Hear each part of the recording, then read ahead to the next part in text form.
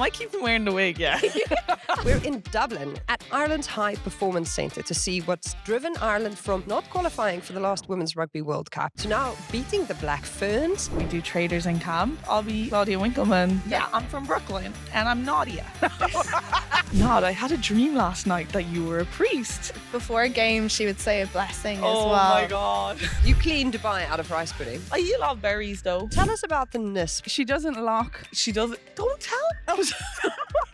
It's lads only, I think. Did you start the bunker review sign? I think so, yeah. We have this green wave and we want everyone to come with us. Ripples create waves and our fans are part of the wave as well. And a big thing we have now is we want the green wave to go to the World Cup. The pride we all have in putting on that jersey really means a lot to us. And then if we have all that support going down to Cork next weekend, that's huge for us.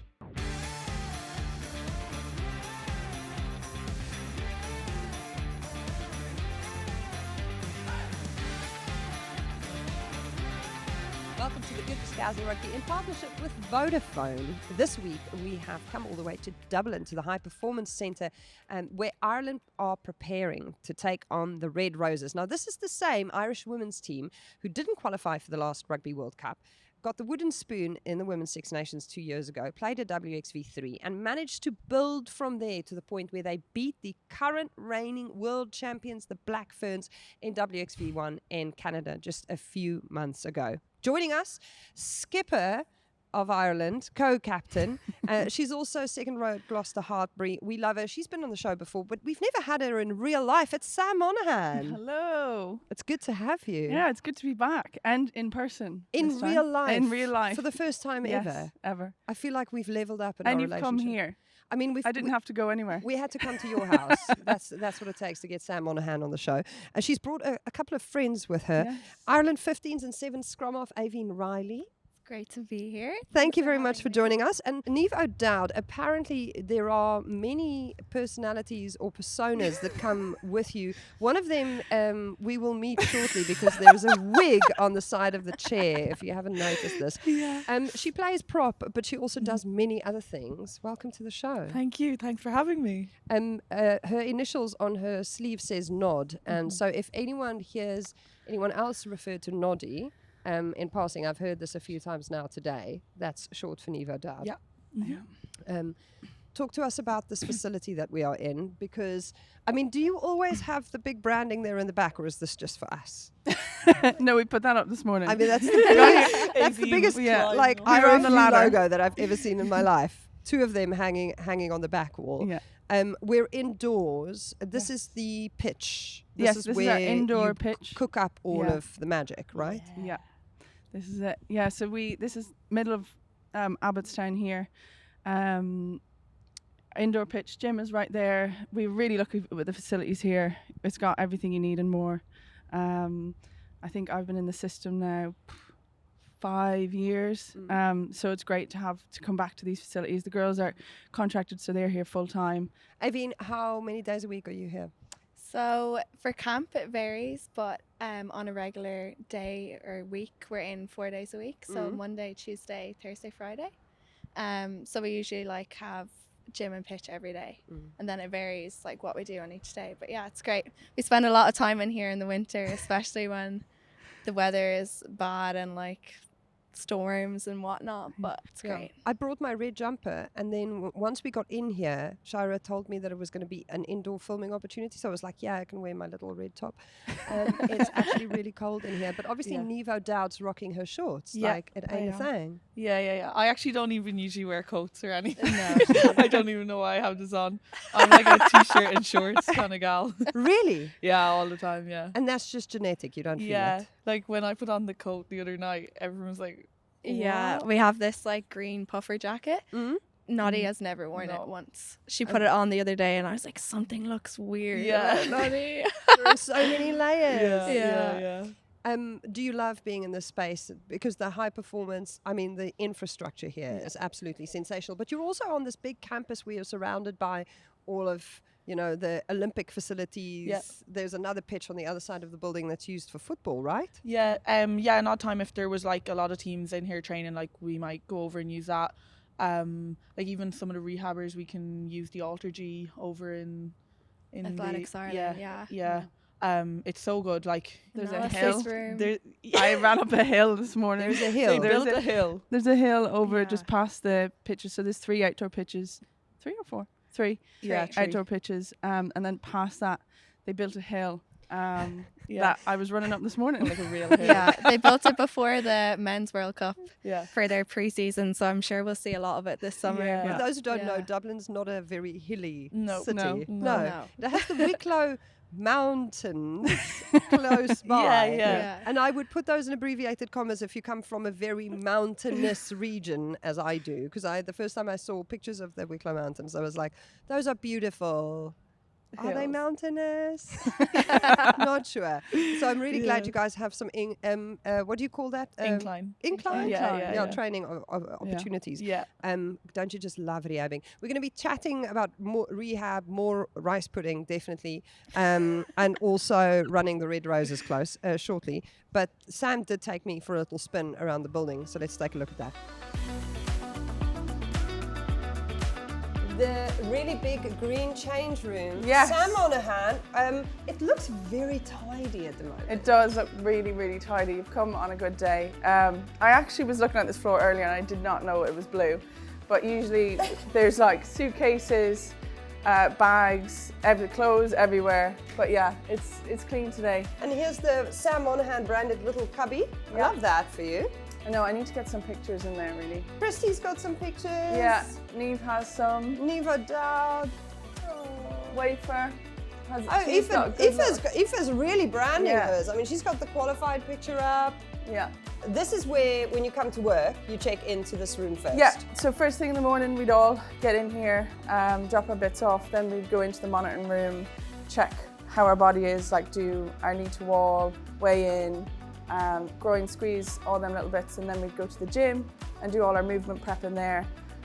So yeah, before pitch, really good vibes in here. We usually have tunes going. Brittany's our DJ, so we've got a speaker in the middle.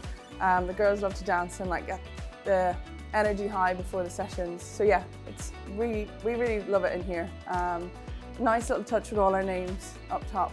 Love that. Yeah, it's a cute space. Who's messiest? Darrow, definitely. So like here, suitcase opened, everything's like exploded out of it. There's like purple shampoo all over the curtains, tan. But yeah, no, she was in this corner and then I think they moved her into the middles because she's so much stuff. You Irish girls are known for your tans. Yeah, Who's we are. the tan specialist? Ravens, Knows she's good her- at the tan. knows her stuff. Darrow, very Yeah. good. Yeah. Yeah, they're all quite tan. Me, not so much. I just can't get the right blend, you know? Like I end up missing the back of my knee or like the side of my face. And I'd rather be pale and non-streaky than... The problem is that if you're playing and you have these beautifully bronzed legs and your hands are right next to your legs, it's the dead giveaway of the hands next to the legs, because if this isn't in keeping with that, this. But also, the funny thing is, forwards, we all wear the straps. Oh, the straps. So you've got like tan, white, because the tape pulls off the tan, and then tan again. But I'll try and get a picture of Darrow, it is good. But yeah, this is our little home, away from home. So yeah, it's lovely facilities, we're very lucky here. Like we have the Hydro Suite next door, recovery rooms, the gym is great. So hopefully we'll go see them there. Okay, let's go. Ooh, smells like chlorine in here. Which one? What is this? Oh, that's cold. That is cold. Cold, hot. Mm. So this is where we come to do all our like contrasts. So after big sessions, we get in the cold, hot, flip-flop in between. Regenerates all the blood flow in your body. Myself and David have actually used the hot recently to do some running sessions in. So yeah, feel how hot it is. Ooh, and then you are running in the water. So high knees, yeah, in the water. So because obviously after like ACL, there's only so much force you can put through. So the water takes some of your weight and then you end up really, really hot. So great for like training, getting that condition inside into it, get your lungs going. I've almost passed out in there before. Honestly, because that's like 30 probably degrees. 30? Yeah, 35. Yeah. But yeah, it's really good to get another stimulus when you're training. And we've had forfeits had to jump in the ice bath before. Niamh O'Dowd had to jump in there head first last week. Head first? No. No. Surely not. Just a little bomb. Just a little bomb, yeah. And then we've had, so when girls are in the hot and the cold, we've had little sing-offs. Gets very loud in here, as you can imagine. But yeah, really great for recovery. And very lucky to have it. Who is the nutter who spends the longest in the cold side? Tricky. Really? Yeah. Adele McMahon? Adele, yeah. She'll honestly just jump straight in there, walk around, be fine. I'll be on the third step, like don't want to go any further down. But yeah, she loves it. I'm pretty weak, I'm not gonna lie. I have gotten better though. You build up a tolerance to it, and then depending on what time lunch is, some of us will go into the recovery suite, which we'll bring you to now. The recovery suite. The regeneration room. Okay, sorry. So this is quite nice. This is lovely. We have just come into a room full of lovely lazy boys. Lovely. Just, you know, big old chairs that you can stretch back in. Apparently you come in here and you put on the salt lamp and you've got some therapy guns. Yeah. Some nice spa music, a few foam rollers. It's so nice. So at the end of a big training session, a few of us would come in here, get the recovery pumps on, get the blood flowing back into our legs, we've got massage guns over there, foam rollers. I've had a couple of naps in this chair. A couple, yeah. I think we can stay here for a bit, thanks. Yeah. See you guys there. And we have just emerged into where the business happens, right? Yes, I've spent a lot of time here recently. Big old Ireland gym. Obviously it's gris, but also a dizzying amount of equipment. Just a few people busy in here. So everyone, all of your representative sides use this facility, right? Yeah, so a couple of weeks ago we had the men's 15s, women's 15s, men's 7s, women's 7s, the under 20s in here, all in the same space. So, wow. Yeah, they do a really great job here of making sure, you know, the gym flows in and out. We've got 14 racks. So, like, we have sessions where the whole team can train together, and then we've some sessions where forwards split, backs will be on the pitch, backs will come in and flip-flop. But yeah, it's got everything you need. And then, yeah, it leads out onto the pitch, which is really nice. So even when you're in here rehabbing, you can see the girls train and still keep that connection between gym and pitch, rehab life. Does it make it worse or better? I've struggled with this a lot over my rehab stint. Like, you do have FOMO because you want to be involved, but to have that connection and see how well the girls are training, and also have that input of like, oh, you were doing this today, you know, like the drills you're doing, so you're keeping in touch constantly of what they're doing on the pitch, and then I can sweat my little heart out on the bike here. So yeah, it is tough, but you always just want to stay involved. Like, I'm not playing tennis, it's not an individual sport. I want to stay in the team. That's why I played rugby, it's because it's a team heavy sport. So yeah, it is great to see the girls out there working hard, and then I can work hard too watching them. Let's make our way out to our studio setup that you've done here for us on the pitch. How nice is that? So this is your... This was where I was yesterday, watching the girls train out on the pitch. And now we're back out here. You guys are in various stages. Niamh is active, fit and running. You are running hills and coming back from a hamstring, Sam Monaghan, and an ACL before that. Yeah. Aoibheann's done 2 ACLs. Same knee? No, Different I did ones? my right, and then 9 months later I did my left. Yeah, I was going to say, because aren't you supposed to, once you fixed it, not be able to actually do it again? But then when I look at it, back at it in hindsight, I'm like, I'm happy it was 2 different knees, because now I have 2 good ones rather than 2 lax ACLs. But yeah, I'm just back from that now. So the French game was my first time back in green. So yeah, I'm really happy to be back. And you're beaming about that. Yeah, really happy. It's so weird. Like, I was in rehab for so long, but then you actually forget all of it. Once you're back on the pitch, you forget about like all the hours you spent. But yeah, it's really good just to be back with the girls. Do you wave at Sam when she's over there on the assault bike? I don't wave at her. I go over and give her a hug because I know how shit it feels. But yeah, Sam will be there soon. Back with us. It actually means the world, because Aoibheann's been through it. She just gives you that look and she's like, you're going to be okay. Yeah. We actually lucky enough to have the same physio at the minute, Edmius, and he's this Spanish. He's so witty, so funny, but he's so creative. Like, he was like, right, we can get you running, but because of the length your hamstring is on the hills, we'll get you running upwards. So like, he just thinks of a way. Or we were running the hydro, myself and Baven. He just really thinks outside the box and gets you to do stuff before you can do it. So when I come to running, I've already had that stimulus. And he really cares. Yeah, like he's insane. He's definitely the best physio I've ever worked with. Yeah. Oh, wow. He's just so intelligent, but then he also is like so like good at like knowing how you are like as a person as well. So like you're constantly motivated coming into the gym because he sees you as like both the athlete and like a person, which is really nice, especially like when you're going through a long-term injury like an ACL. Which is also a mental battle as much as it is a physical one. Yeah. But physically, and if you are new to women's sport, this is something that we need to establish. The anterior cruciate ligament injury is something that women are 2 to 8 times more likely to tear.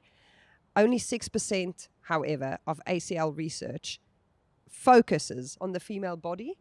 And so there is such a big lag in the science and then what's happening in real life. And you guys are really at the forefront of helping people who have a medical background understand where to make adaptations, how to help bring players back on stream, and how to do it on a schedule, because you have tournaments that you want to be ready for, trophies you want to be winning. Aoibheann, you've, with the two of them, they've stopped you from going to Rugby World Cup Sevens and the Olympics. Yeah. That must be absolutely shattering, because you've got these very specific moments in time that you were prepping and training to be ready for. Yeah, I suppose after my first ACL, like getting back into the sevens team and also like getting back playing 15s was like my main motivation, and especially getting selected for the Olympics. So I was so ecstatic to be back at the start of last season. Played with the girls in WXV in Dubai, and then I went and played all the World Series up until Six Nations. Got through Six Nations, went back into 7, and then the last World Series before the Olympics I did my other ACL. So I had exactly 9 months of playing in between both injuries, which is ironic because that's usually the typical time frame. Yeah, it was heartbreaking, but I think having the World Cup so close in the horizon like really motivated me to get back fit and get back for this year's Six Nations, so that I'd have like enough prep time to hopefully get selected for the World Cup. So although it was like incredibly tough, it's good that I had like the World Cup to look forward to as that motivator, as like the Olympics was obviously a huge goal of mine, and when that was taken away I kind of needed something else to look forward to. Wow, that's a lot. You also spent some time during that rehab process in with the men's team doing analysis, right? Yeah. Talk to us more about that. What was that like? So when I got injured, Vinny Hammond, the men's analyst, just got in touch with me, and he was like, look, would you be interested in doing some analysis with us on the side? Like, it will help with your like rugby IQ, and like although you won't be playing, you can still like develop your game knowledge. And I was like, yeah, 100%.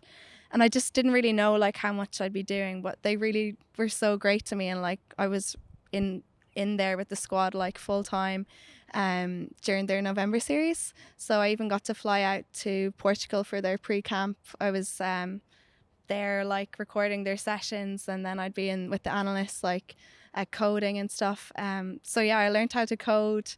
I was in like most of the team meetings, so it was really an incredible insight into how they operate and run things.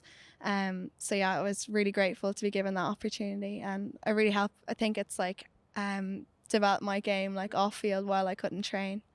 Is there any insight that you gained from it that now you wish you could have told your younger self? Is there something that you learned, saw, experienced? I suppose like at first, like although like they're like the men's team and we're the women's team, we're actually very similar, and like I feel like a lot of people will compare like men and women's sport, but when I was actually in their squad environment, I was like, this is like just the same as ours. Like the way they run things on match week and how they like preview teams is actually very similar to how we operate. So yeah, that was kind of like a nice insight to have, because I did think it would be like kind of different, like to see how they do things, but it was cool to see that like we actually do things pretty much the same. So yeah, that was a good insight to have. Yeah, it's validating. Yeah. And then also like they're a team that's like different to us. They have a lot of experienced players, whereas we're quite a young squad. So it's nice to see like how they kind of capitalize on like their experienced players and like how they are leaders in the team, which is it's nice to see like for us like when we're like going about our careers, like how we can do that in like future tournaments and stuff. Sam, you were aiming for the Six Nations. Yeah. And then that wasn't to be because of the hamstring. Yes. When are we seeing you back? How's it going? Hopefully fully fit by the first World Cup camp. So the start of June. But yeah, I've had a rough road. I tore my calf back in November. And then coming back for the Six Nations, tore my hamstring. My body's a bit of a cheat. It's found ways to compensate. So like this is what me and Ed are figuring out at the minute. My like calf is compensating for my hamstring at the minute. So my body's found ways to work in ways it shouldn't work.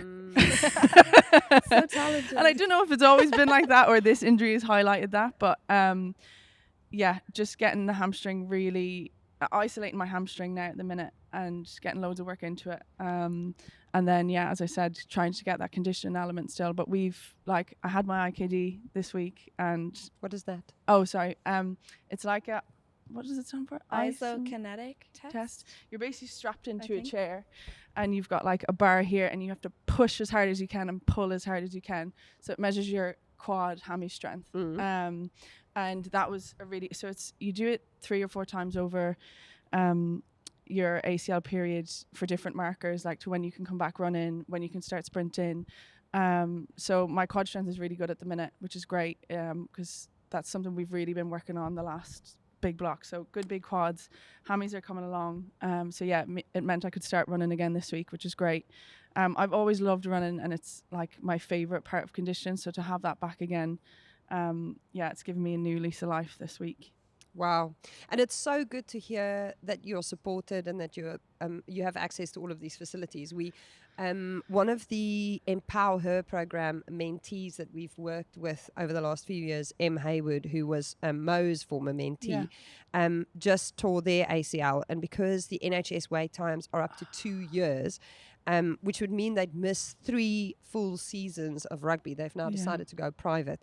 At the small cost of only £10,000, which, unsurprisingly, is unaffordable.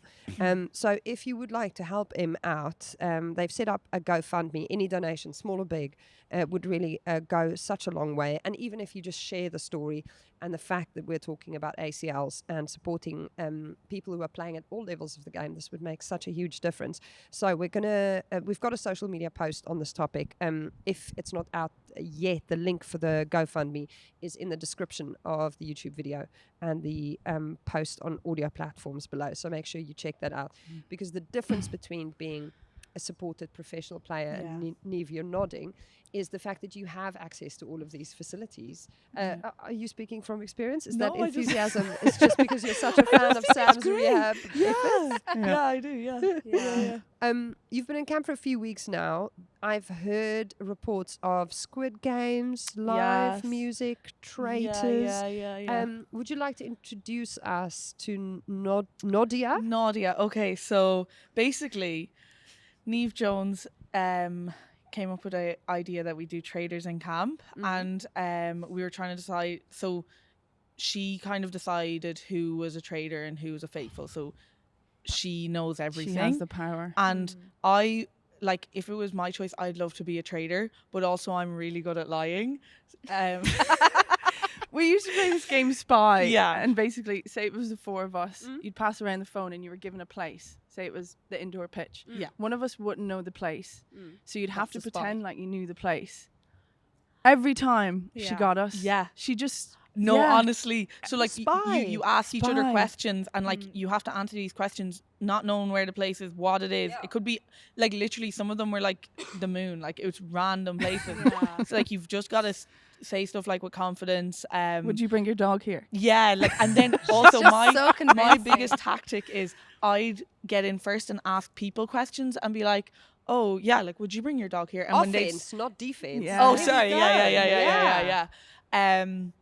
Yeah, so I used to win that like the whole time. All the So then time. I was like, if I am a traitor, people, or even if I'm a faithful, people are just going to vote me off straight away. So there's no point in me playing. So I was like, I'll be Claudia Winkleman.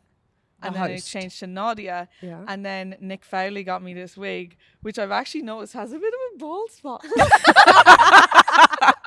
It's all the stress of the show. Yeah, the stress. pulling it There's a lot of stress because people always like ask me questions, and I'm like, I'm actually not the boss like Niamh Jones is. Yeah. She's like the producer. Yeah. I'm just, You're just conducting. I'm just conducting. Yeah. You're the Elma. Yeah. Literally, you just Yeah. conduct traffic. You just Literally, make yeah. sure that everyone has an opportunity You're to the play face game. of it. Okay, but give us the... Oh yeah, you want the wig? full- Okay. the full I'm just gonna impression take of my the hair wig. down. Why Yeah. don't you go behind the chair and then come out? Ooh, Okay, come ooh, under my ooh. gilet. Wait. Oh. 1 second. You don't want to reveal. Aoibheann is so committed to this. What accent do I do? The Brooklyn one for Noddia. Yeah, there's a lot of conspiring different. behind the scenes there. Noddia's not really English. Sorry, anymore. Noddy is Oh. from Brooklyn as well. Yes. So Noddia is not English anymore, just so that we know. For context, she now hails from Brooklyn, which as far as I know is in New York, unless there's a Brooklyn in Ireland. Look.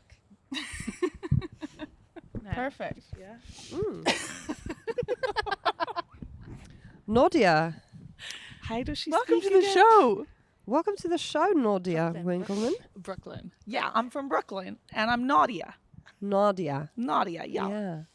Yeah. So how have you experienced running Traitors live in the Irish women's camp? So yeah, it's okay. There's a lot of traders going around. Do you know when this podcast is released? Actually, Thursday, Okay. before the England game. So I could give a big reveal if you want. Yeah. Do you know Oh, this song? Big an exclusive. Yeah. Okay. Okay. So basically, yesterday in gym, the traders did a daylight killing. They killed Aoife Wafer. Yeah. Dun, dun, And dun. how they did it, I'm actually not sure I'm allowed to say how they did You it. can, because it's like, Can I? Yeah, I don't think Yeah. I don't think she'll remember this. yeah. Basically, all they had to do to kill her was ask could they borrow a weight from her rack, and then she was immediately dead. Oh, Yeah. broad Also, daylight. another exclusive: the traders were allowed to recruit. So they were given the option, like, do you want to recruit someone? They said Who yes. did they were recruit? like, we want Dan O'Brien. You've just Okay. What? But wait, you, Have I given away too much? no, this one's fine. Okay, is it? Guys, it's out on Thursday. She's dead then. No, yeah. So I'm revealing all this on Monday. Anyway, so basically, me and Niamh approached Dana and we said, the traders want you. Do you want in or do you want out? She said no. So she went, thought about it. Oh. She came back to us and she said, no, I want to remain faithful. We then had to tell her that because she had refused the traders' request, she's dead. And she was fuming. devastated. Yeah, Bless her. She Like, was very committed to yeah, the she cause. was. Yeah. Like she was trying to find traitors everywhere. Yeah. Like, yeah. Bless. Yeah. Poor girl. Yeah, so that's the scoop. That's the scoop. Um, I love the wig on you, by the way. Thank you, yeah. I think it looks quite good on Aoibheann too. No. We all tried it on. We all tried it on upstairs, and we put it on Dennis as well. Oh, yeah. Dennis, that was Dennis so has had a straight few on. different hair colors. He Yeah. has, yes. So you have another persona as well. Yes. Fa- Sorry, Manny. Many. Many. So there's Father Nod, Oh, Yeah. yes. an Irish icon, really. Yes. I've heard about Father Nod. Mm. So basically, what happened was, this was in Dubai like 2 years ago. I might keep him wearing the wig, yeah. I mean, only if you were on and off. Okay. So, so basically, Christy Haney, she came down to breakfast one day in Dubai and she was like, Nod, I had a dream last night that you were a priest. So I don't know why, I just like went with it and started speaking like some old man from Cork. and like saying like mass and stuff, and then it kind of like it went on for about a year. Before games, she would say a blessing as Oh well. my god! Give us a flavour. Oh god! See, I haven't done him in a while now. We've kind of We killed him off. She's murder now happening. part of like an Italian mafia mob. Yeah. So sorry, I need a drink. So Beth Buttimer, she's hilarious. I don't know why we started speaking like Italians. you were in Italy, No, sorry, American Italian. So New York. right? Yeah. Yeah. So it's like Tony's boys. So Beth is Tony. I'm Dina. Who are you? Patsy. Patsy. That's Patsy. And we're all like part of Tony's boys. Do you know? From New Jersey. What? From New Jersey. I think we're from New York.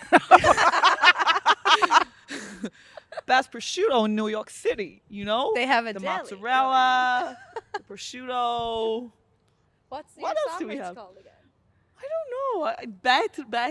Beth knows all the names of all the food. She's so funny. And then Erin is Tony Jr. Oh, Stinky Tony. Stinky Tony Jr. Yeah. What is the nature of your business, Dina? Well, Strictly a deli. strictly a deli. Yeah. I do. All I would say is you don't want to mess with Tony's boys. You know. So when you say that Father Ted does a blessing before a game, and Father Nod, sorry, Yeah. and Tony's boys and all of these, Yeah. are these part of your rituals pre-match? Is this, for example, like before the Black Ferns? Like, do they make an appearance? Yeah, so like when we have like our team meeting before we go to the stadium, I usually have to do something. Lighten the mood. It's like usually Relax us all. yeah, I do one of them. Yeah, I think before Australia, I definitely must have done an Australian accent. Yeah. Yeah. What's your Australian character? Tidum? There's Tidum. She's from the Gold Coast. Yes. Yeah. What does Tidum do? Tidum's a Sevens player.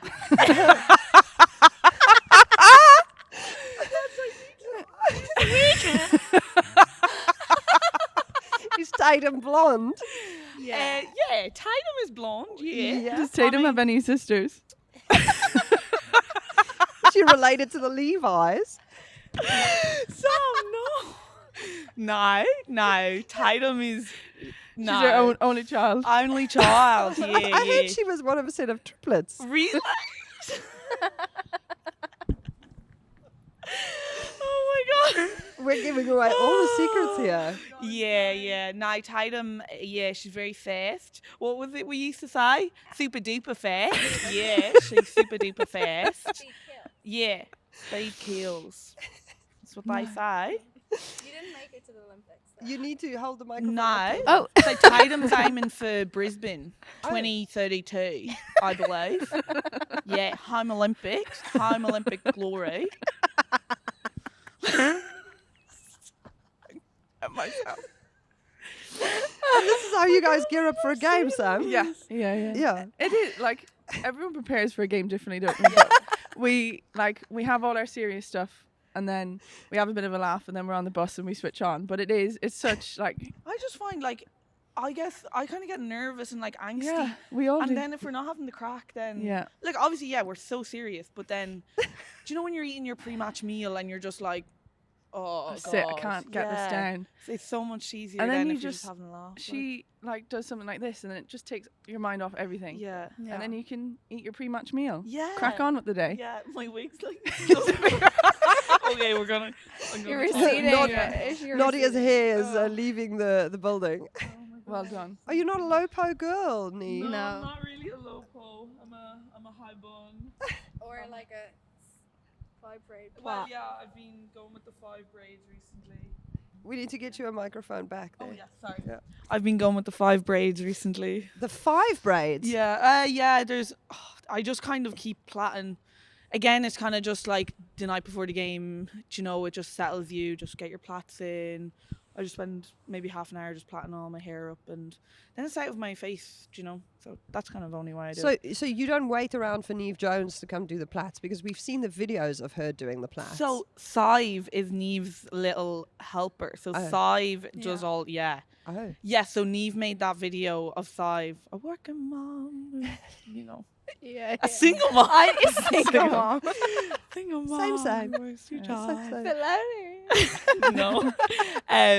Yeah, so Sive does a lot of plats, to be fair to her. Who else plats? I do You a plat, few, but yeah. it stresses me. It does stress me out on game day, and then I end up like yanking people. Ouchies. Yeah. I'd only do 3 or 4. Do you remember the time Tricky left? Oh my! In Dubai. When we were in Dubai, me and Tricky would always like have a chat before the game, talk about different situations and what could happen and outcomes. And she had plaited half of Nod's hair, and then we had a pre-match meal and we were eating and stuff, and then me and Tricky got into this in-depth conversation for about 30 minutes. Yeah.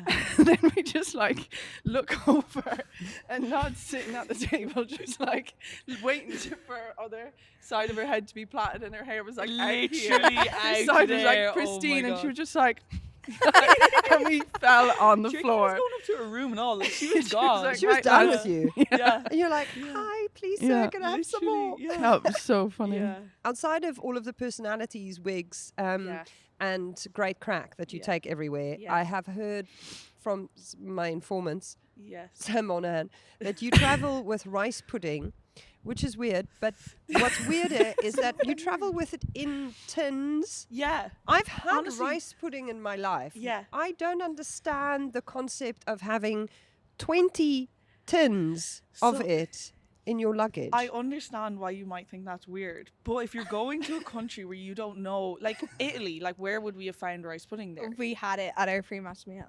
Yeah, but again, Not like guaranteed. not guaranteed to be normal rice pudding. Different countries make it differently.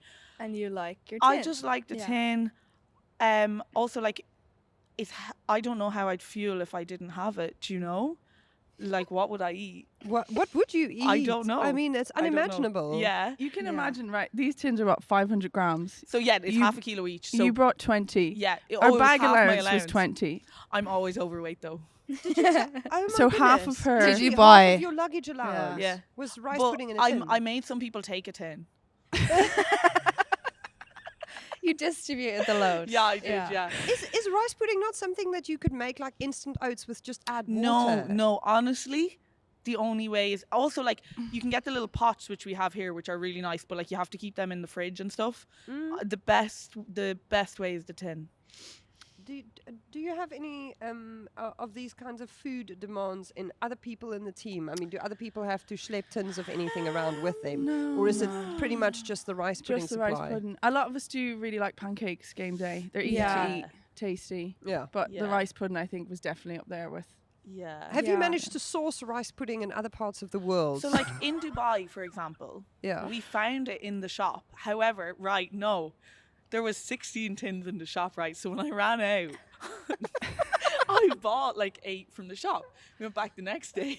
No, I didn't eat. We went back the next week, and there was just like they hadn't restocked, so there was just the 8. So then we got them 8, and there was no more to be gotten in Dubai. You cleaned Dubai out of rice pudding. Well, I don't know, but clearly there's not a huge demand So was because that 36 tins? yeah, Yeah. Do you We were eat there for like anything- 3 weeks. I was eating though. like 12 a week. Do you eat anything else? Oh my god, yeah, these are just my top ups. Yeah. Yeah. Yeah, Talk that's her just through your between meals. breakfast. Your breakfast. What's your Come breakfast on. selection? Come on. So Well- the buffet is there. Where do Mhm. you start? Sorry, what? On your breakfast. Yeah. Yeah. There's no rice pudding in breakfast. Okay. Yeah. So breakfast. Chicken fillet on a fork. She's driving into HBC. No. I look in my like rear mirror and I just see Noddy. Chicken fillet, dry chicken fillet on a fork. And But she's it's not like, it doesn't have a rub on it or anything. No. It's just like boiled. Do you boiled. boil it? Boiled. I put it in the oven. Oven, yeah. It's Clean. roast. No baked. seasoning. Clean as a whistle. No, I'm not No. big on seasoning. There's no taste. It's all for purpose. Fuel for purpose. Yeah. Wow.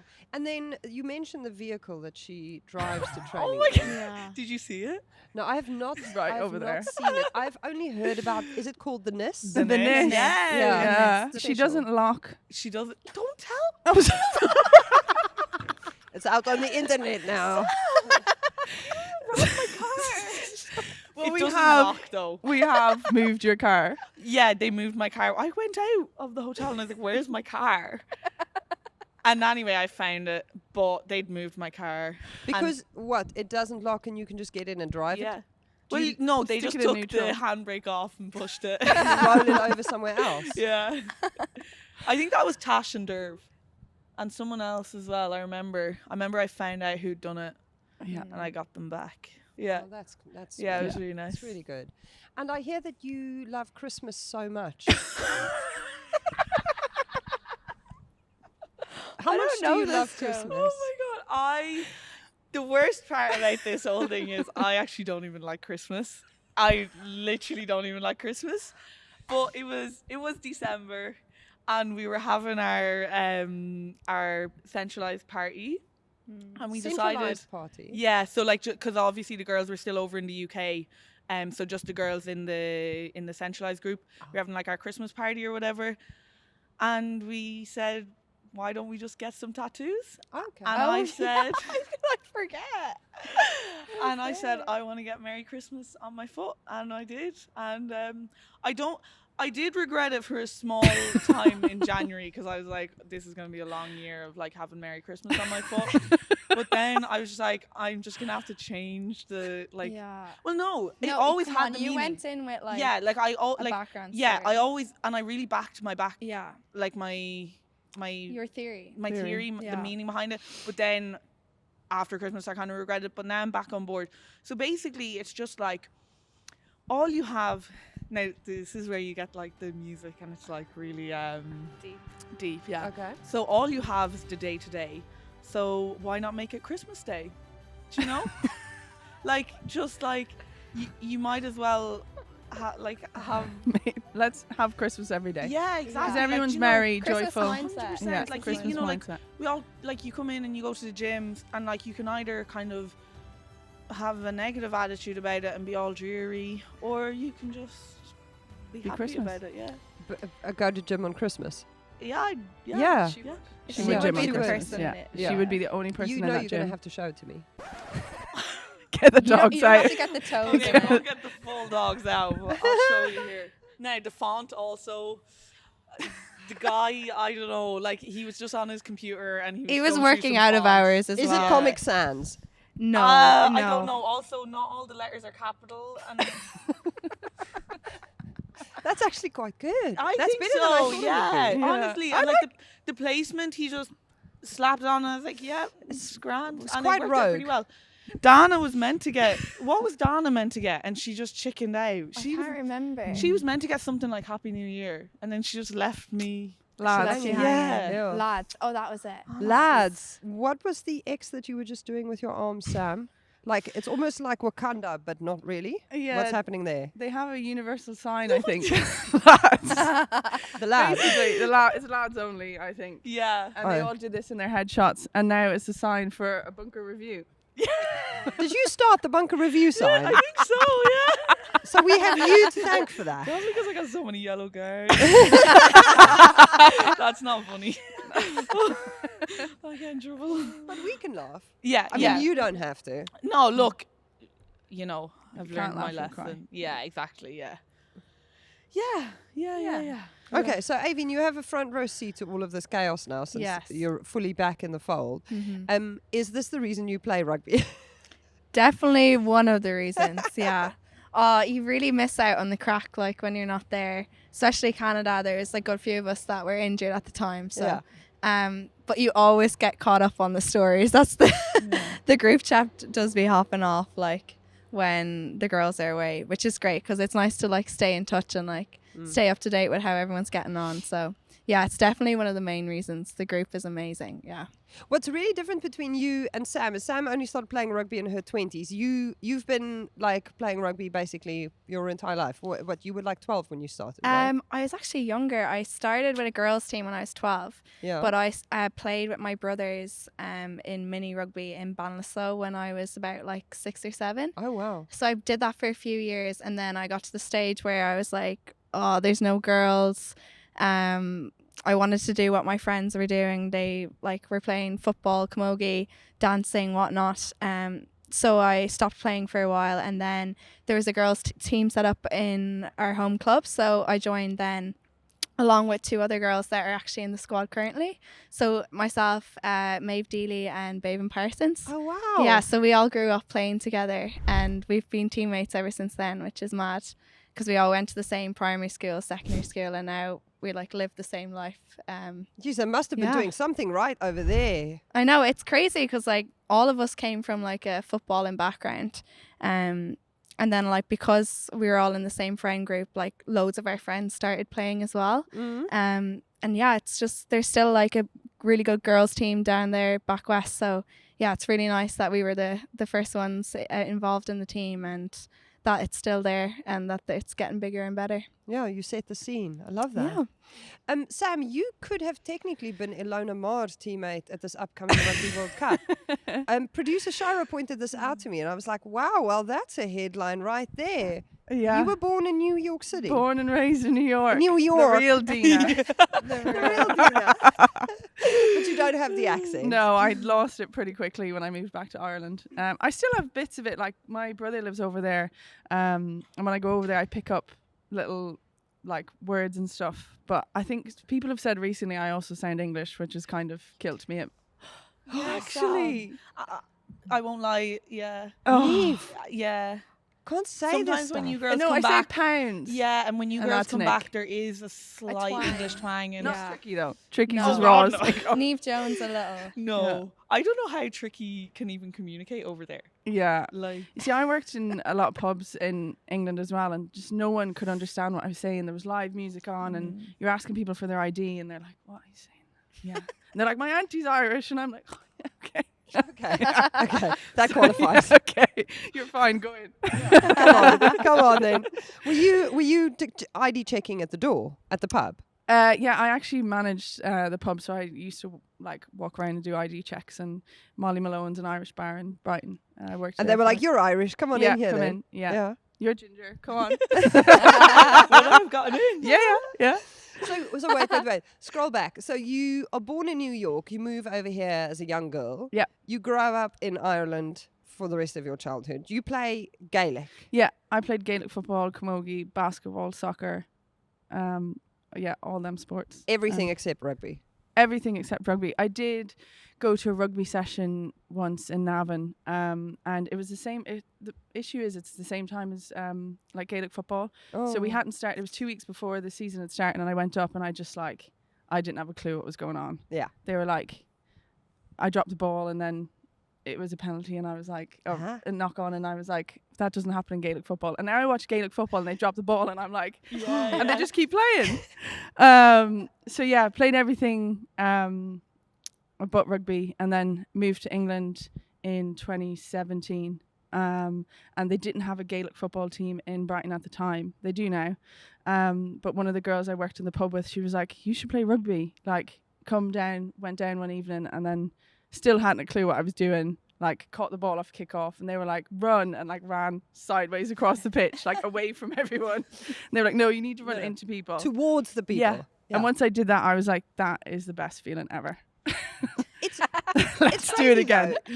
You started out studying accountancy, and then you moved to Brighton. Yeah. Kind of taking a hard detour there in terms of life plans. Someone at a pub says, "Do you know, look at the size of you. You should try rugby."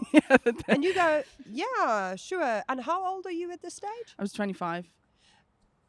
I mean, there is a whole parallel life here where there are 25-year-old Sam Monaghans walking around in the world that never pick God love up 'em. rugby and that never become an international rugby player within a few years' time and then end up, qualifying for a Rugby World Cup. Isn't that just unreal to think about? That kind of sliding doors moment in your life where you're like, yeah, I think I'll go down there. Yeah.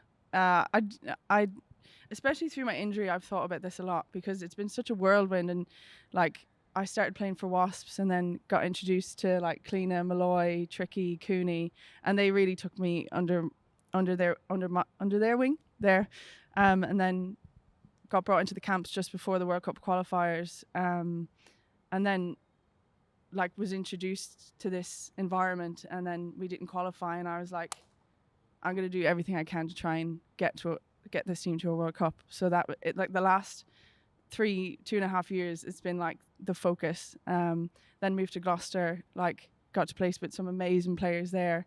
And then unfortunately the end of last season got injured, and you kind of just, you look back, don't you? You're like, God, I've come so far from picking up a rugby ball, 4 or 5 years ago to where I am now. Like, and it just gives you that drive to like keep pushing on. And these like the girls are playing like such inspiring rugby. I was watching the France game and I was just like, I just want to get back in the gym. Yeah. I just want to keep pushing. I'm so desperate to be back on the pitch with these girls.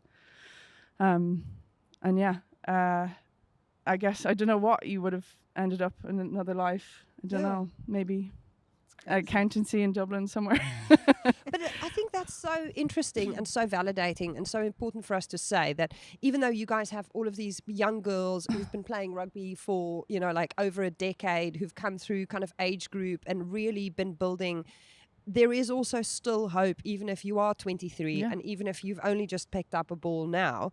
There are players who in the stage of the women's games development have managed to make their way into and make really big contributions to national sides the way that you have.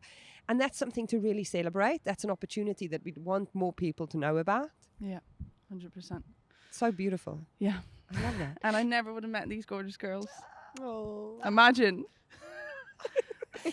Do you sometimes find yourself almost being a bit of a, I've got real world experience, mentor, voice of reason, kind of, in terms of the way that you lead? Does that inform a lot of the conversations you sometimes have with people? I guess, yeah, like I've kind of done it the opposite way around. Like I've lived a lot of my life and then I've played rugby, but like so many girls through the system, like you're in here from a young age and you kind of grow up through. So I have lived, like I worked in New York for a couple of summers. I've worked in so many different places that you pick up transferable skills from there. Like I managed a team of like 23 employees down in Brighton, like working in pubs. So you build different relationships and how you can get people to work better and get the most out of the people around you. So I'd say that's helped, having them life experience, I think. Yeah.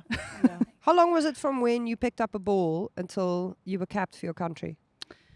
So I went to a couple of sessions in like 2017, but I started playing properly in like the middle of 2018. Just with work and stuff, it was too hard. Like I was finishing work at 5 a.m. We had to be on a bus at 9 to go. So I used to just like not sleep. Yeah, sleep on the bus the way to the game and play. So that's why I eventually had to give up the bar jobs, because it was just on your body. It's quite tough, and I'm getting older, so I need all the help I can get. So yeah, probably, and then 2020, just after COVID, so 2020, we had the World Cup qualifiers. So yeah, like two years. Wow, shows you.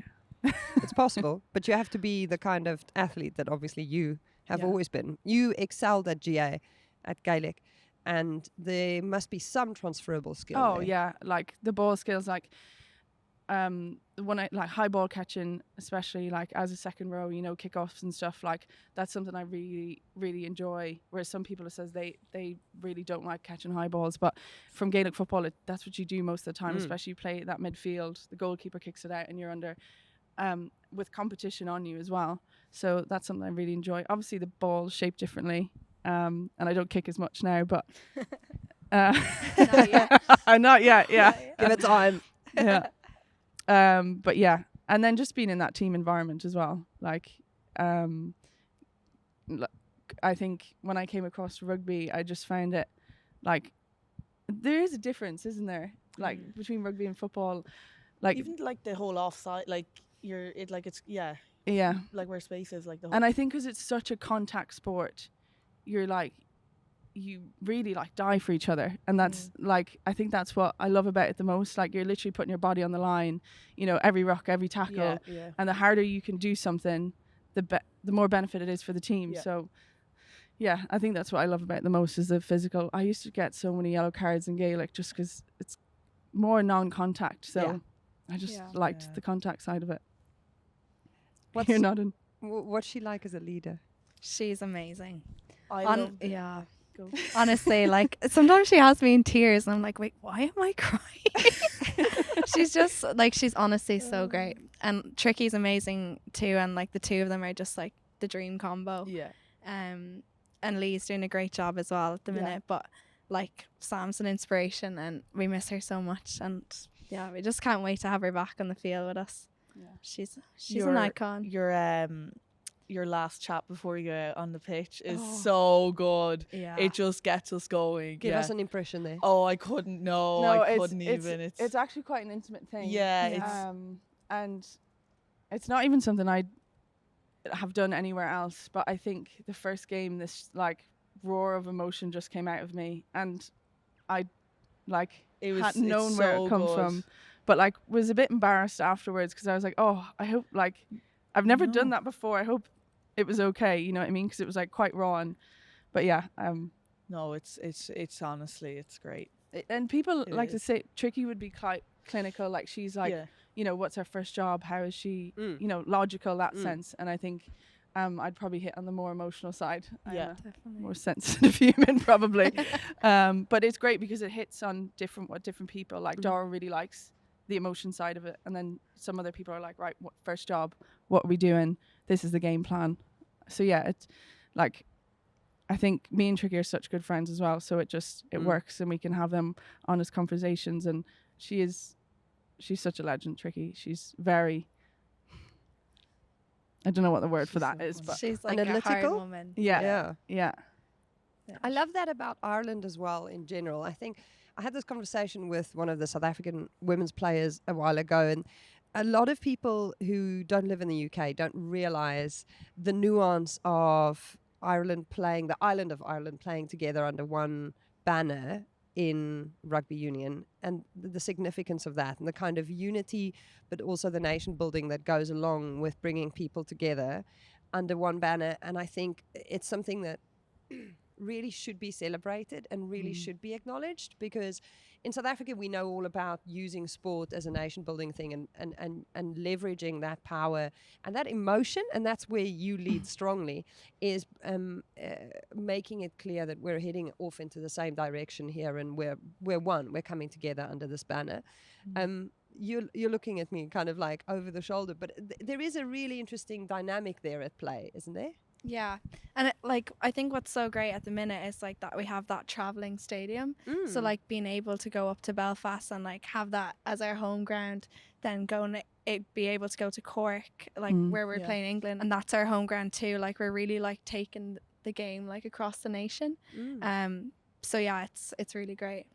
What's the big task when you're bringing girls together like that, and how do you acknowledge it? Is there something that you do? Is it something that like you think about a bit, or not really?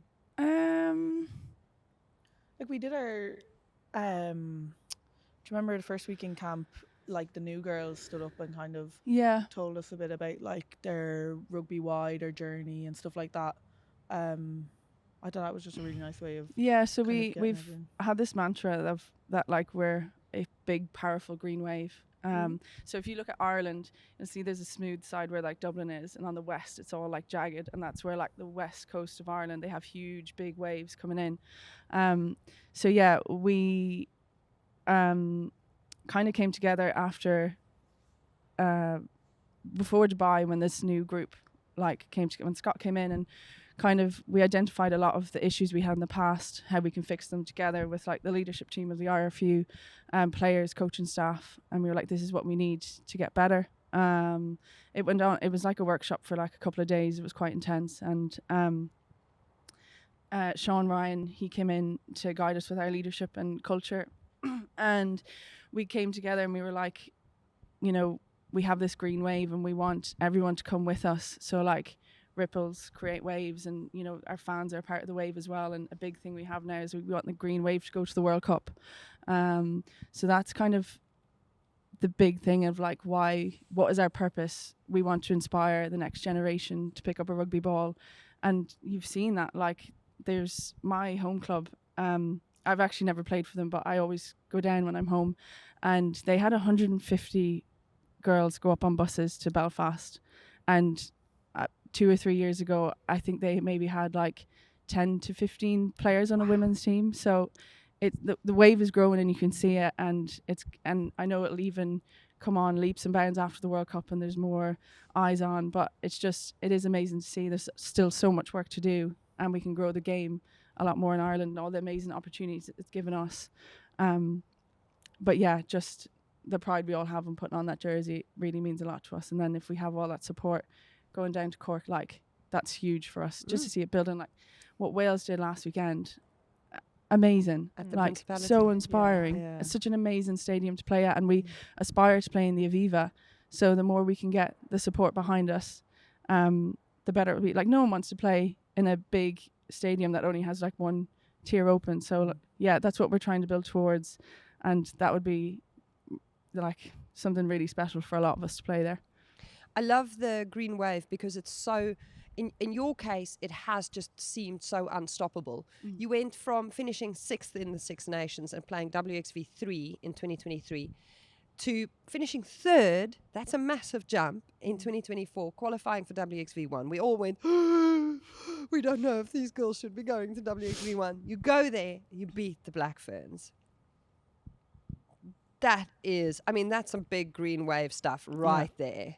Living up to exactly the mantra that you've just been speaking about, is showing those results. And the performance, like, I know we didn't beat France, but we put a big performance against them, which we were really proud of. And Italy last year, a lot of us were kicking ourselves after that performance. It's a game we probably should have won. We left a lot out there, and it was the big thing going into Italy. We were like, we left so much out there, we're not going to do this time. And travelling as well to Parma is hard. It's a hard place to be. We don't have a great track record there. So yeah, was so incredibly proud of the performance the girls put on. And then to keep playing 80 minutes afterwards, that's something we never would have done before. That confidence we had to keep playing once 80 minutes was up, and then score and get Monaghan to get try of the week. Like, it's insane, it's inspiring.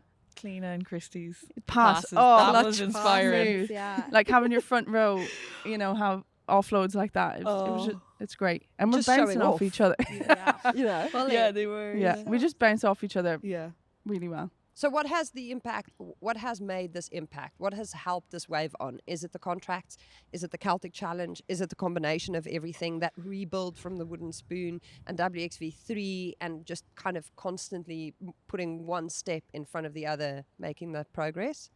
Yeah, I'd say definitely the contracts, the coaching staff. Like, our coaching setup now is probably the best it's ever. Yeah, it is really It's the best I've ever kind of experienced.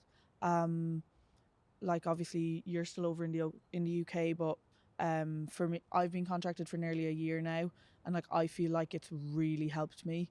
Like, I can, you know, like, just in terms of like physical development,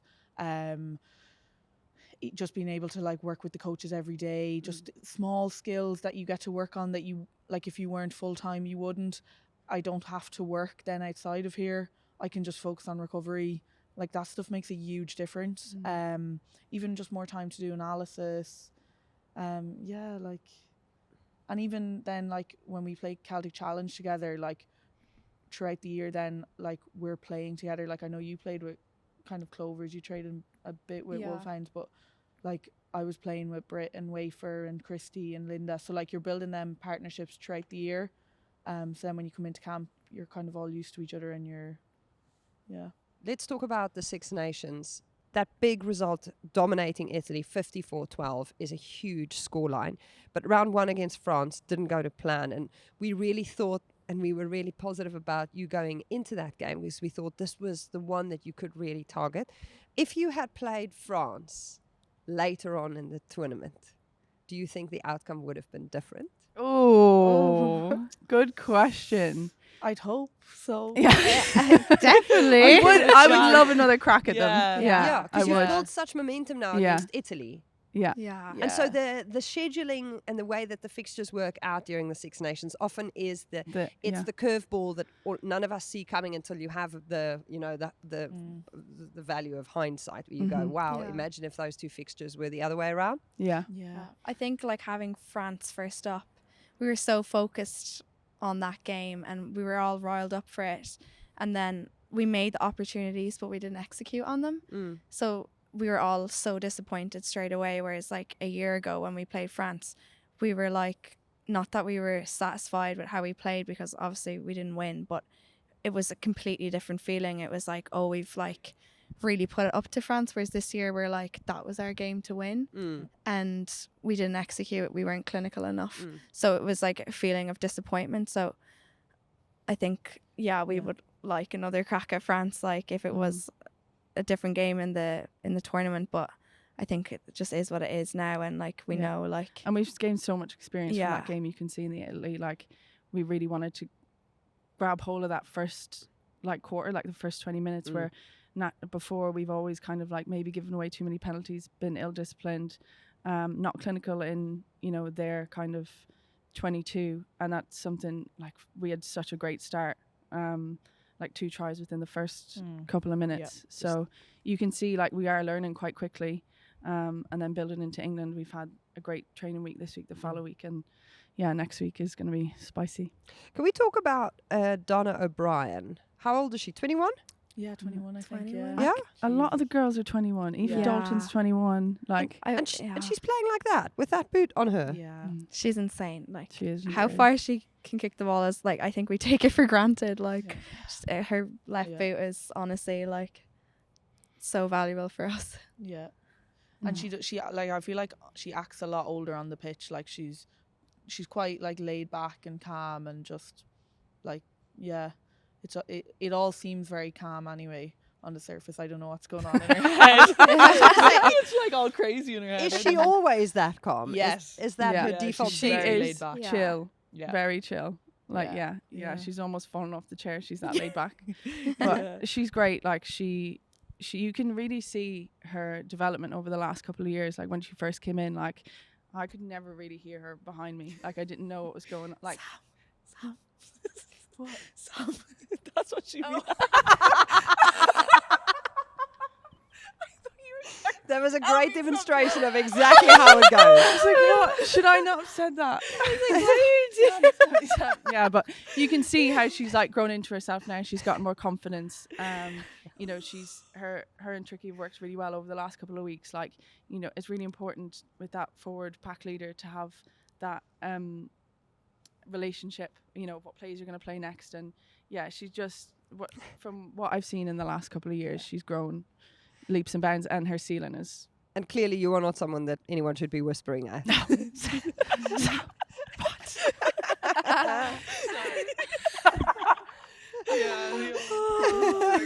That was good for me. Really good. I mean, you've really got some talent. I know. We should get you a microphone more often. Honestly. No, I shouldn't. Where's Mo and Scaz? Tell us what's happening there. Oh, so you're going to be on GSR? Is Mo and Scaz going to be there? I didn't really know what was happening, to be honest. I'm sorry, you just got me. That's great. Oh, is it? Would you like us to send Scazzy next time? No, not this week, not England week. No. Oh, okay, no. That would be a little invasive. Just a bit yeah, creepy if they came and yeah. snooped around your, Yeah. your recovery room. Yeah. No. Maybe another time, but not this week. But this is the best chance you've had in a couple of years to take on the Red Roses. Let's be honest. Like, you guys have momentum coming off that Italy win. You've got a recent loss against France, which if you don't win, you learn. Yeah. Where do you see yourselves at this stage in the lead up to this game? Yeah, I think, again, like from last year, a lot of us were very disappointed with that game. It was extremely hard. Like, some girls have never played in front of a crowd that big. Like, you know, at Twickenham, you could see as we were coming in on the bus, all the fans, and we were all just a bit taken back. Oh, so Allianz Stadium was the thing that kind of felt like it was an additional bit of pressure there? Like it was. Like calling a spade, like it was, you could see like, God, this is the most we've ever played in front of before. And it's something actually that's really stood to us, like looking back, that experience, being there, you know, playing against such a strong team. And I know it was quite a significant loss, but it's like really kind of, we had to, I think before we would like have a loss like that and kind of just be like, oh, let's just move on to the next. But we really dissected it and we're like, right, how can we learn from this? How can we use it to our advantage when we go forward? We ended up beating Scotland and qualifying for a World Cup. So I think if we hadn't have had that experience, especially coming up to a World Cup where there's going to be hopefully, you know, the sold out stadiums and everything, that will stand to us, and being such a young group, it will drive us on to be better. But yeah, England this week, we have a home game back in Musgrave. Yeah, I think it just stands to like where we've come in the last couple of years. Like, I remember the last time I was going down to Musgrave, and this is actually not a nice probably story, but it's come into my head. But a few of us went for coffee, and I was walking down, and there was this guy doing a fundraiser or whatever, and I was just interested to see what he was, what charity it was, and he was like, "Oh, what are you girls doing?" And we said, "Oh, we're playing England in Musgrave on Saturday." And he's like, "Oh God, you girls would really want to pull up your socks." And I just stood there, and it just like this wave of like devastation came over me. I was like, we've sacrificed so much. You're trying to do your best for the country, and you're so proud to play, and then you get this comment, and you're just like, God, it really was heartbreaking. And then going into that game, like this was 2 years ago, like we did like. Not that we stunned England, but I think everyone was writing us off 80-0. It ended up being 42-7. So yeah, I think going into this weekend, like we've always focused on us and what we can do and what we can do better and pull from the experiences we've had before. And there's some things we left out there in Italy that we want to capitalise in the next game. And this is just the group to do it as well. Like we've all been it's felt like we've been in here for like the last 6 months, but it's only been 6 weeks. But you could see the focus was back in on Wednesday when we came back in. We were like, right, what can we do better? How can we grow? So yeah, I'm really excited. Like another very inspiring performance, I'm sure. Yeah, hopefully. Great big meaty challenge ahead of you. Yes. Yeah, exactly.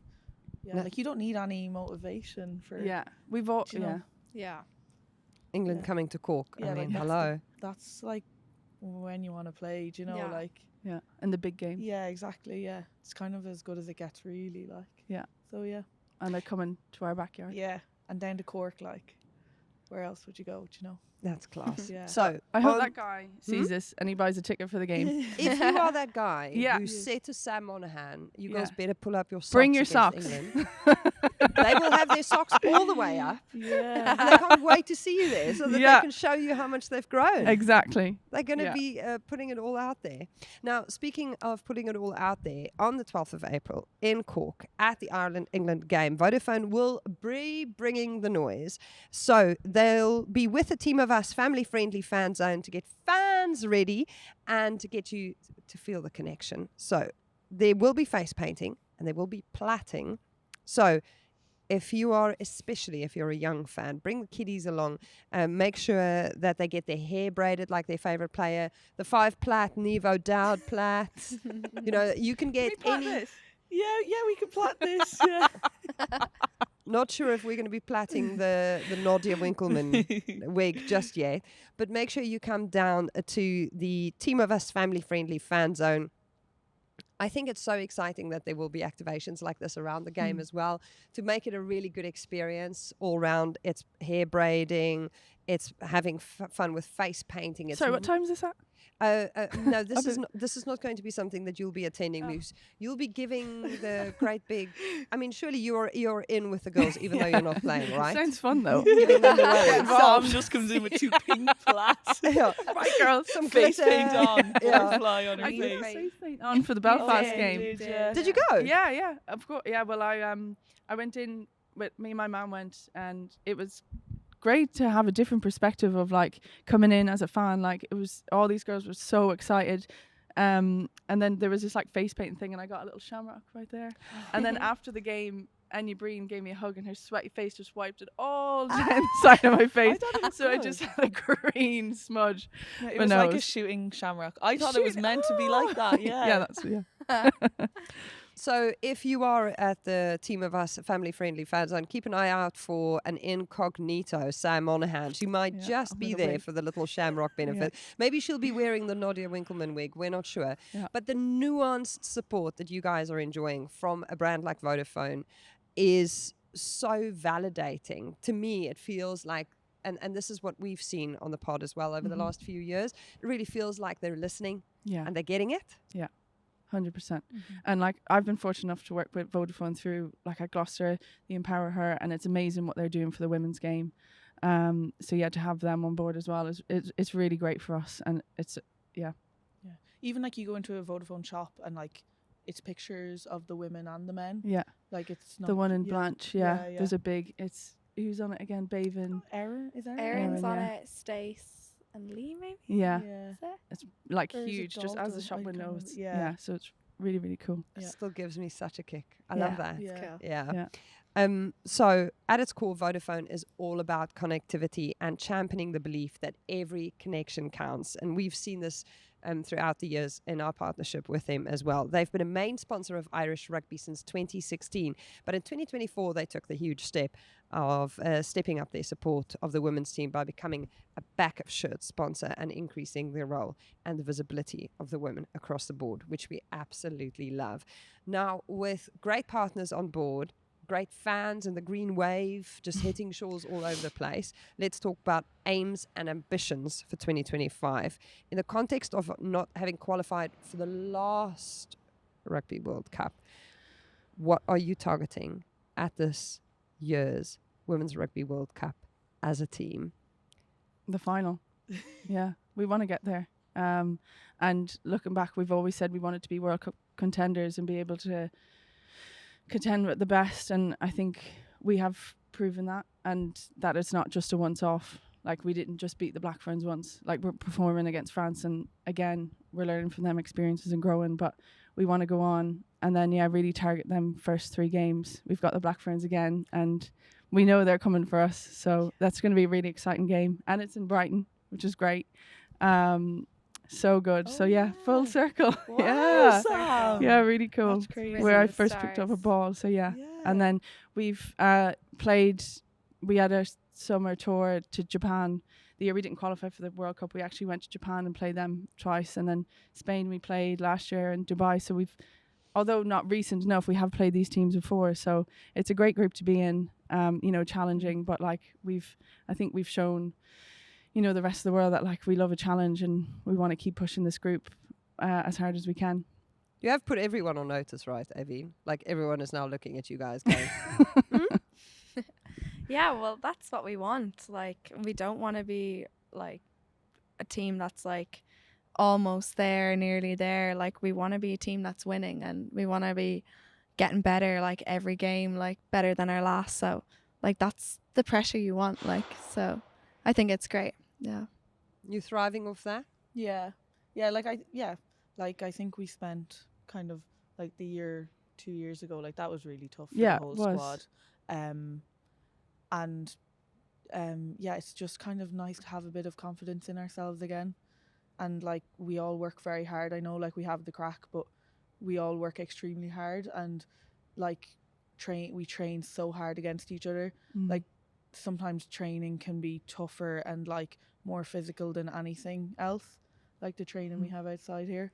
I think And the depth we've grown in our Yeah, squad as well. yeah. Like, the competition is so much higher for places. it is. So that's made training a hell of a lot tougher.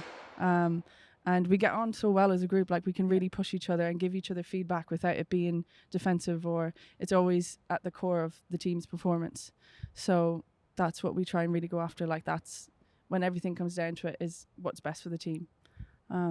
Which is hard sometimes, like with selection, it's really tough. But I think if we always come back to like what is going to make this team the best it can, then that's what you can go from. Whatever makes the green wave more powerful, Yeah. Nice. whatever loads up Yeah. the pressure. This has been so interesting. This And went thank you so s- quick. Yeah. It's Thank great you so crack. much for just like rolling out the green carpet. I mean, you brought your really nice green wingbacks. Niamh's wingback has held up, even though she Yeah. did break the leg before we got here. It hasn't fallen over, which No, we're really, it's we're all good. really yeah. happy for you. Thank you. Would you like a scrunchie? I would love a one. But scrunchie. you are on notice. Mo Yes. is really serious about this. Okay. You must wear this thing. Okay. We will be quality controlling Okay. and checking. No, I will. Cecilia Tuipulotu is so scared of Mo that she even wears it around her wrist when she knows someone's going to be she's such a filming her, just so sweetie. that thank you, I appreciate it. Looks great. We're Okay. excited to see you guys wearing it. Speaking of where you're going to be seeing them, all of the action after Fallow Week will be across the BBC on Saturday. France host Wales at 12:45. At 4:45, Ireland, England in Cork. Ding, ding. And then on Sunday, the 13th, Scotland host Italy up in Edinburgh at 3 p.m. Loads of excitement on the menu. I'm really excited for you guys against Scotland on Super Saturday. Just Yeah. just want to put that out there. It's always a good game. The Hive is also a hard place to go. Yeah, Yeah. and notoriously we've always played Scotland at like 7-8 p.m. So to have an early kick off and to go back to the Hive, like that's really cool. It's always I love playing Scotland last. They're like it is a good one to a really good one to end on. It's always such a really competitive match and it comes down to the wire. So yeah, really exciting. Yeah. And considering the scope of where you guys are now, that game is going to be absolutely crucial, Yeah. right? Yeah. Battle of the Celts. Yeah. Come on. Thank you so much for having us. Thanks. It's been Thank great to you. stop by Yeah, here. We that was can't great. wait to see you guys show your friend in Cork, but also the rest of the nation. Just that man though. Yeah. People across the island of Ireland, but also across the world, what you guys are made of. Yeah. And what you've learned and how you've grown. We've been the Good, the Scaz and the Rugby in partnership with Vodafone out here on the Green Isle. And the Good, the Scaz and the Rugby is a Folding Pocket production, of course. Meg Jones doesn't know this yet, but it's produced by Shara Kilgallen.